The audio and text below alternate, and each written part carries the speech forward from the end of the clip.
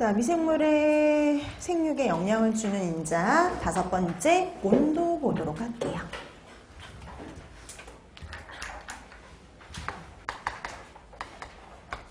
자, 우리가 보면 미생물을요, 증식하는 온도대별로 나누게 되면 전균, 중온균, 고온균 이런 식으로 나눌 수가 있죠. 근데 우리가 보니까 대다수의 부패세균들, 식중독균들은 뭐에 해당이 되냐면 중온균이 해당이 됩니다. 자, 그래서 우리가 보면은 대다수는 중온균이다 라고 보시면 돼요. 대다수는 중온균입니다. 제일 흔한 게 중온균이죠. 그래서 부패와 관련된 대부분의 부패세균들, 부패균들, 그 다음에 식중독균들은요, 온도대로 따졌을 때, 증식 온도대로 따졌을 때 중온균에 해당이 된다. 이렇게 보시면 돼요. 대다수는 중온균이야. 그러면 저온균이나 고온균이 문제를 안 일으키냐? 저온균이나 고온균 중에도 문제를 일으킬 수가 있지요. 그 중에서 또 저온균 중에 특히 문제가 되는 게 있어요. 저온균. 그 저온균의 대표가 되는 건 슈도모나스입니다. 슈도모나스. 자, 이 저온균의 가장 대표가 되는 게 바로 이 슈도모나스인데요. 식품을 우리가 저온 조장할 때, 그러니까 냉장 보관할 때요. 식품을 냉장 보관할 때 부패시키는 대표적인 세균이 바로 뭐냐면 슈도모나스 이렇게 보시면 돼요. 이런 슈도모나스 같은 경우에는요. 거기도 세계에도 있지만 저온에서 단백질 분해력, 유지 분해력을 갖고 있어요. 그래서 단백질 유지 분해력이 있어서요. 식품의 부패를 일으키는 대표적인 세균이다 라고 보시면 됩니다. 이 슈도모나스가 또 대표적인 수종세균이에요.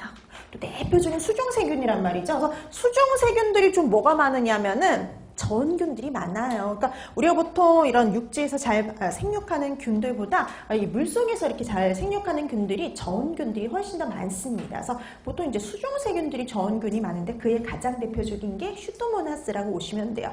그래서 여러분 앞에서 그 얘기도 했었죠. 이 슈도모나스가 가장 대표적인 수종세균이다 보니까 또 뭐에 되게 우점종이었냐면 어패류의 우점종이었죠. 그래서 이 슈도모나스가 보통 문제가 나올 때 이 어패류의 우점종이다 요거와 함께 저온균이 같이 나올 때가 많죠.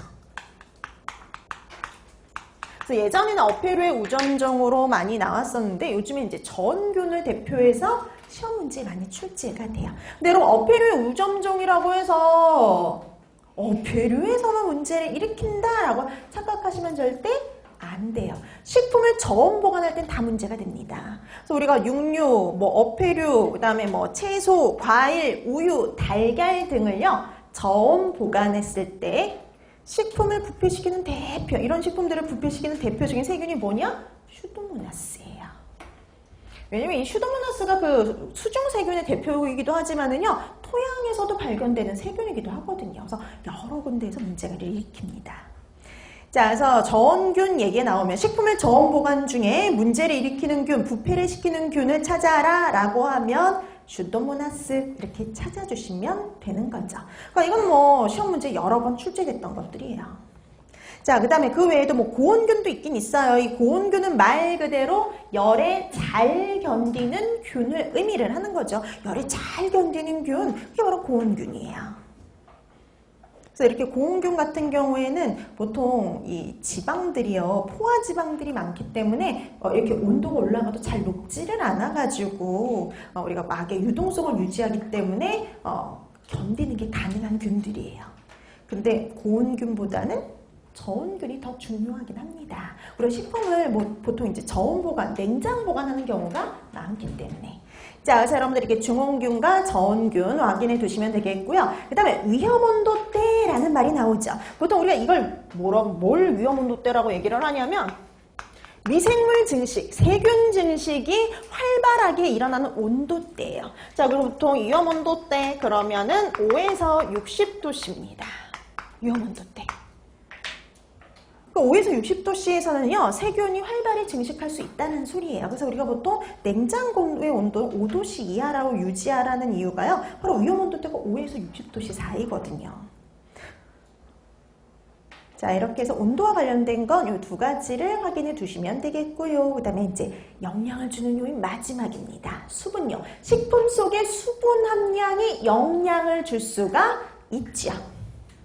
자, 그래서 식품 속에 수분 함량, 수분, 이게 영양을 줄 수가 있어요. 근데 여러분, 식품 속에 있는 수분은요, 여러분들 이 식품화학을 공부하셔서 아시겠지만요, 식품 속의 수분은 자유수와 결합수로 나눌 수가 있죠. 근데 그 중에서 미생물이 손쉽게 이용할 수 있는 수분은 바로 뭐냐면 자유수죠. 자, 그래서 우리가 이 수분도요, 뭘로 표시를 하느냐? 수분 활성도로 표시를 해요. 자, 이 수분 활성도가 바로 뭐냐면 미생물이 이용 가능